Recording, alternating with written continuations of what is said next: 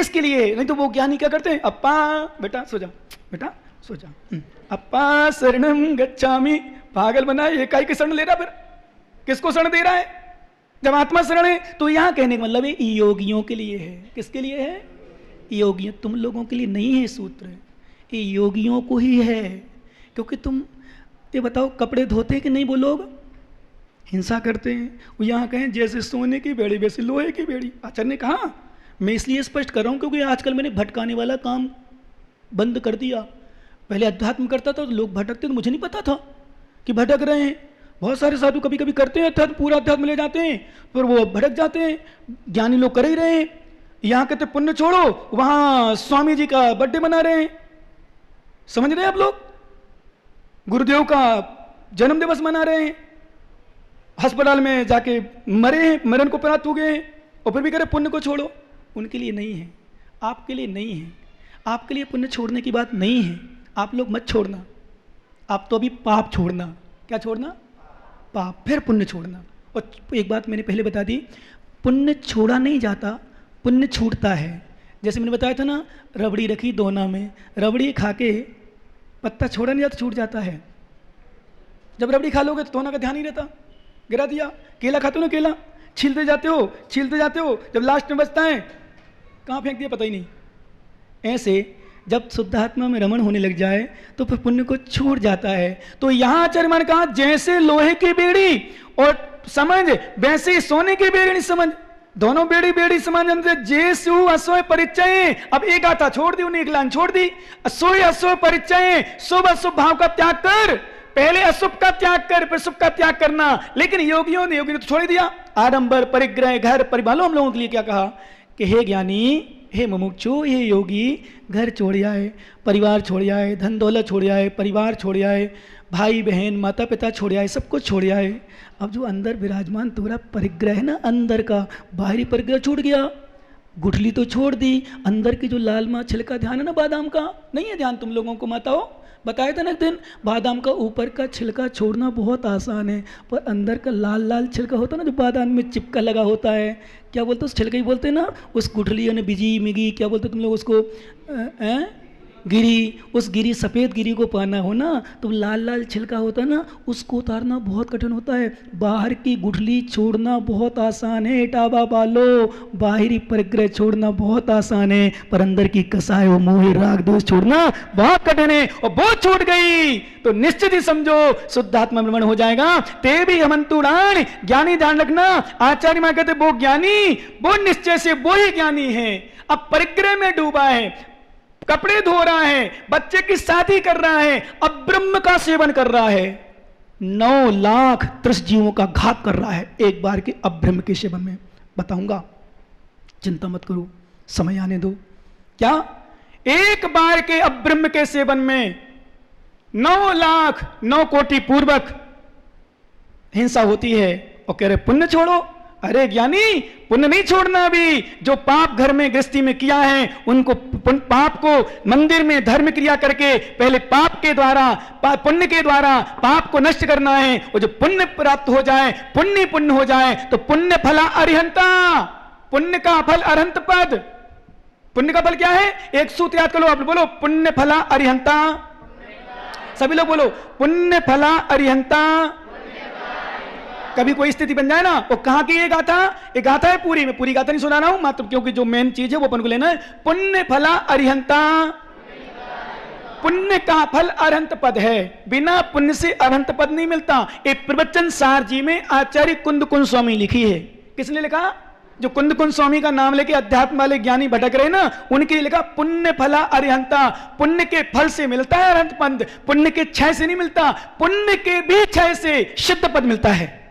क्योंकि पुण्य भी कर्म है, पाप भी कर्म है। तो जैसे पाप संसार में रोके रखता है, ऐसा पुण्य भी रोके रखता है। और जब तक पुण्य क्षय नहीं होगा, पाप क्षय होने के बाद पुण्य क्षय होता है, और पुण्य प्रकृतियां भी जब क्षय हो जाती हैं तब सिद्ध अवस्था होती है, क्योंकि अनंत अवस्था मिलती है पुण्य के उदय से। और एक बात और ध्यान रखना, तेरा पुण्य क्षीण होता ना तो पुण्य है ऐसा नहीं कह पाता, ये पुण्य से ही बोल रहा है कि पुण्य है, पुण्य को छोड़ो, ये पुण्य है तेरा। समझ में आ रहा कि नहीं? तो इधर पुण्य है जो पुण्य को है कह रहा है कि पुण्य है, छोड़ो पुण्य नहीं है, पुण्य साकल की बेड़ी सोने की बेड़ी और ये पाप लोहे की बेड़ी बराबर है। अरे ज्ञानी नहीं मानते हैं, आचार्य महाराज ने लिखा है, मैं स्वीकार करता हूं, श्रद्धा से स्वीकार करता हूं, पर अपेक्षा किसके लिए है? क्या कहां? जैसे मैंने आपको कहा था ना, साधु साधु साधु में भी, साधु मतलब एलक छुल्लक, आर से पूछा था आपने, आर का मातार एलक छुल्लक ब्रह्मचारी, गुणस्थान गुणस्थान की अपेक्षा 5 गुणस्थान है। तो फिर क्या आप छुल्लक जी एलक जी और माता जी बराबर आराधना करोगे क्या? बराबर सेवा करोगे क्या? बराबर ध्यान रखोगे, आस्था रखोगे क्या? बराबर उनका करोगे, सम्मान करोगे? नहीं। यथा योग छुल्लक एलक एक है, दोनों एक ही की प्रतिमा है, 11 प्रतिमा है, तो क्या बराबर होगा? नहीं। एलक को जब 2 स्थान लगाए जाए और उच्च स्थान आ गया एक स्थान, और छुल्लक को तो छुल्लक नीचे बैठेंगे, एलक ऊपर बैठेगा, और एलक ब्रह्मचारी यानी छुल्लक ब्रह्मचारी 10वीं प्रतिमाधारी ब्रह्मचारी, और छुल्लक एलक ध्यान रखना मध्यम माने जाते हैं, बोले 10वीं प्रतिमाधारी उत्कृष्ट श्रावक में थोड़ा सा कम आता है। 10वीं प्रतिमाधारी छुल्लक हो तो 10वीं प्रतिमाधारी नीचे बैठेगा, छुल्लक ऊंचे बैठेगा। क्या यथा योग होता है। और छुल्लक मुनिराज देखो ना कैसे बिठाया, कैसे बिठाया? बराबर से नहीं बिठाया, कैसे बिठाया? बोलो ना, ऊंचे नीचे। क्यों? यथा योग सम्मान। हमारे यहां बराबर नहीं चलता, हमारे यहां यथा हुआ। हमारे बड़े महाराज होते हैं, आप जाओ कभी सुधा सागर प्रमाण सागर महाराज पास, कभी भी मुनिराज होते हैं, पर मुनिराज का स्थान मध्य में होता है, जो मूल नायक होते हैं उनकी मूल संग नायक, फिर उसके बाद महाराज आदन महाराज बैठे, थोड़ा सा आसान नीचे होता है उनका। या तभी हम लोग तो आचार्य की आज्ञा मुनि सब बराबर बैठते हैं। यदि मुनि महाराज होते हमारे साथ तो हम बिल्कुल बराबर, कोई अंतर नहीं, विश्वास करना। यथा योग, क्योंकि छोटे महाराज एक समय पहले भी ध्यान रखना, एक समय मतलब संस्कार होते ना, मान लो 10 महाराज का या 13 महाराज की एक साथ दीक्षा हुई बरासों में, 25 महाराजों मान लो मुनिराज की दीक्षा हुई या 50 मुनिराज की दीक्षा हुई, एक साथ हुई, जिनका संस्कार पहले कर दिया अब उनको नमोस्तु करेंगे दूसरे नंबर वाले, फिर वो करेंगे प्रति नमोस्तु। यथा योग सम्मान है। क्या? तो ऐसे ध्यान रखना। अभी ज्ञानियों ने क्या किया, साकल बेड़ी सोलो, अरे भैया कहां लगाना अर्थ, तुम कहीं का अर्थ कहीं लगा रहे हो, कहीं का विषय कहीं वहीं भटकाओ है। क्योंकि जब अर्थ का हमने बताया था ना, तुमने क्या किया, उसने धोखे से, जैसे मान लो आचार्य महाराज लिख दिया अध्यात्म दृष्टि से, उसने धोखे से किसी ने चौके में कह दिया आलू की टिकिया। किसकी टिकिया को? एक दिन तो ये भी निकल नहीं वाला था, वो तो बच गया, क्योंकि शायद तुम्हारी किस्मत में चलना और मेरी किस्मत ही चलना, बिल्कुल धीरे से आ ही गया था। आलू के कोफ्ता, आलू मालू नहीं निकला वो मन में, फिर मैंने शायद लिया कि नहीं, मुझे लिया मुझे नहीं, बोला नहीं इसने, मैंने सुना भी नहीं, पर निकल जाता कई बार, इसलिए चौके में भूल के ध्यान रखना। एक बात और ध्यान रखना, सौंप सौंप सौंप सौंप सौंप सौंप, ये क्या है?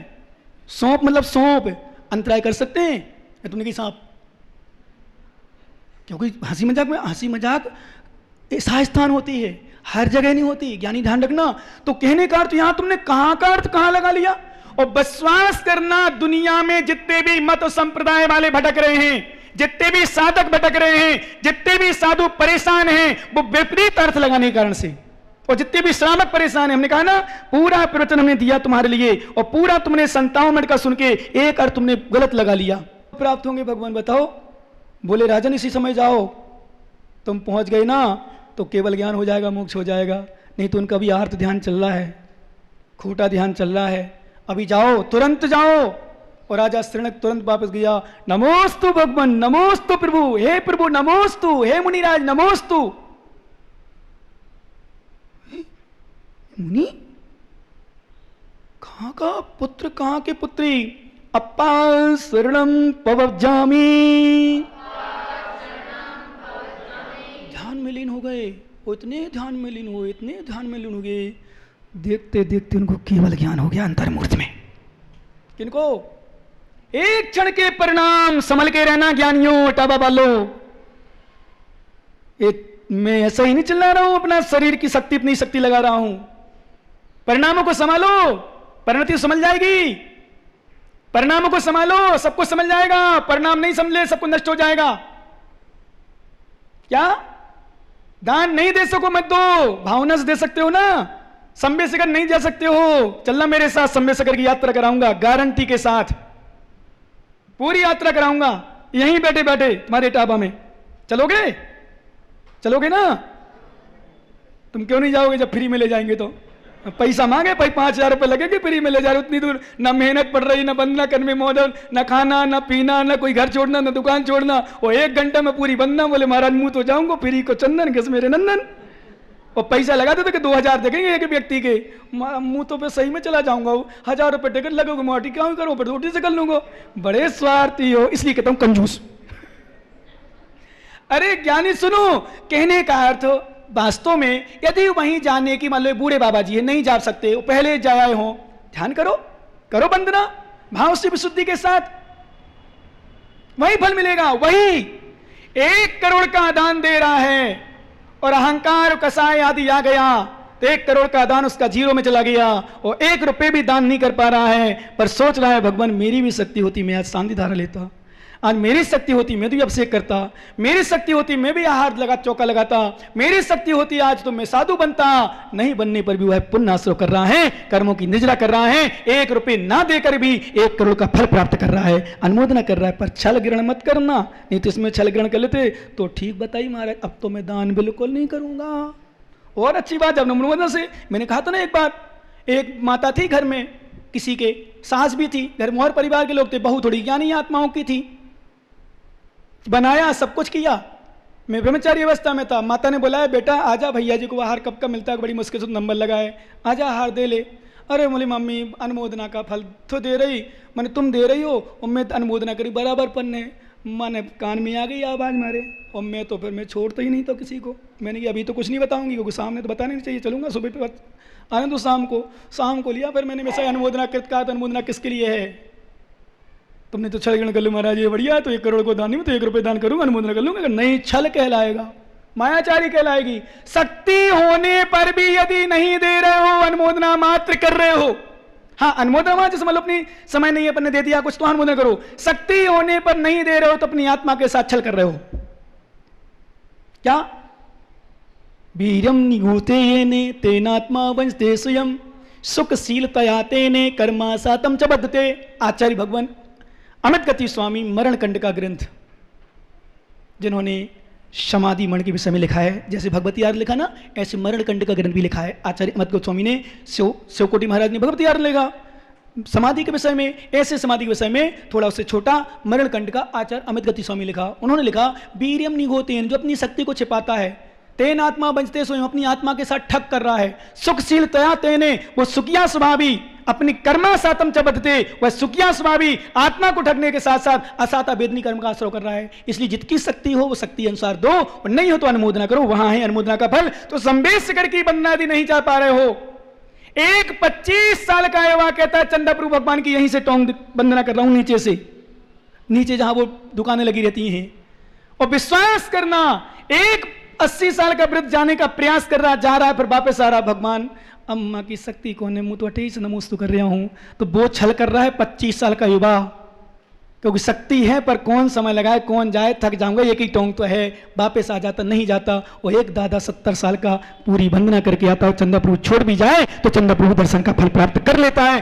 क्यों क्यों? क्योंकि उसकी भावना विशुद्ध थी, अनुमोदना करी शक्ति नहीं थी। ये बूढ़े बूढ़े बाबा, क्या नाम बाबा जी का, इनका नाम ले लूँ आज, लालचंद जी, सुबह ध्यान में आते हैं, मुझे बड़ी खुशी होती, सच में इतनी खुशी होती, इतनी वृद्ध अवस्था में भी ध्यान करते हैं।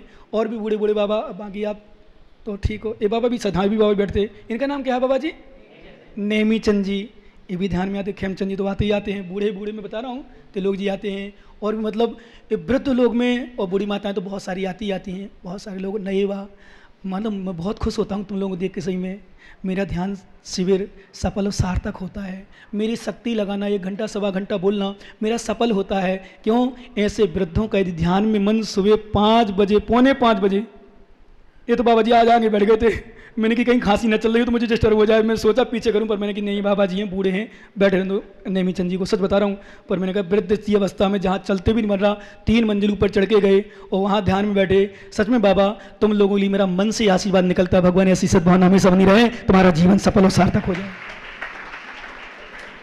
हमेशा निकलता है ऐसी।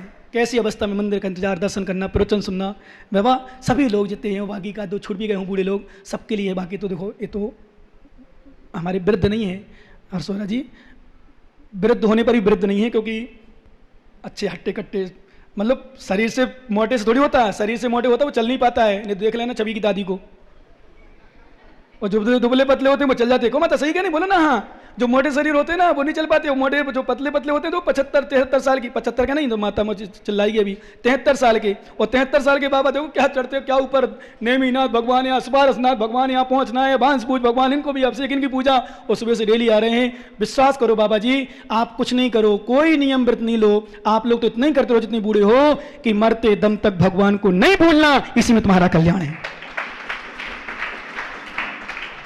बाबा जी खेमचंद जी, कोई रोके भी तुम्हारी बहू लड़का कहे बाबा खड़े जा रहे हो सुबह सुबह नहा के, बोले ना चाह नदी बेटा वैसे मुझे जाना है। समझ नहीं, मजाक नहीं कर रहा हूं मैं, दिल से बोल रहा हूं। यदि तुम्हारे लड़के बहू रोके भी ना, योगेश में योगेश का नाम छोटेगा, वो कहे बहू कहे क्योंकि राग में अनुराग में प्रेम में, बाबा कहाँ तेरी मतलब तुम्हारी बच्चे की मम्मी कमलेश की मम्मी कहे कहाँ जा रहे हो सुबह सुबह, रेस्ट तो कर लो। बोले रेस्ट तो जिंदगी भर किया। बोले कुछ हो गया तो भगवान के दरबार में जा रहा हूं, और भगवान के दरबार में चला गया तो भगवान के पास पहुंच जाऊंगा। और रोकने वाले कभी मत रोकना, रोकने वाले कभी मत रोकना। अंतिम समय भावना बन रही, दान भक्ति पूजा पाठ की, जब तक शक्ति है शरीर में, ज्ञानियों नोट करना, जब तक शक्ति है शरीर में ले लो प्रभु का नाम, जब तक शक्ति है शरीर में कर लो प्रभु का गुणगान, जब तक शक्ति है कर लो गुरुओं की आराधना, विश्वास करना। और मरते दम यदि भगवान का गुरु का जिनवाणी का नाम कंठ में आ गया हृदय से, समझ लो तुम्हारा जीवन सफल हो गया, जीवन सफल हो गया। इसलिए कभी भगवान को मत भूलना। माताओं जो वृद्ध माताओं को नहीं कहा, सब माताओं भी ले लो उसमें, जो भी वृद्ध हैं, कोई कुछ भी कहे, तुम्हारी बहू कहे ये 11 बजे आई, क्योंकि मान लो वो बैठ गई हो, भोजन न बनाना हो, ऐसा हो जाता कई बार। कोई माताएं घर में और बहू को भोजन नहीं बनाना, और पति को उनको जाने मान लो कोटा या दुकान, मम्मी को शर्म तक नहीं आती, 11 बजे आ रही और मैं तो रोटी बनाना, उन्हें तो शर्म भी नहीं आ रही। बेटा शर्म आती तो मैं भगवान के पास नहीं जाती, कह देना तुम तो बेटा थोड़ी देर बना, गाली दे ले सुन लेना, पर विश्वास करना भगवान के दरबार को कभी मत छोड़ना, इसी में तुम्हारा कल्याण है। शेष चर्चा आगे करेंगे, आज का अपना समय हो गया। भगवान महावीर स्वामी की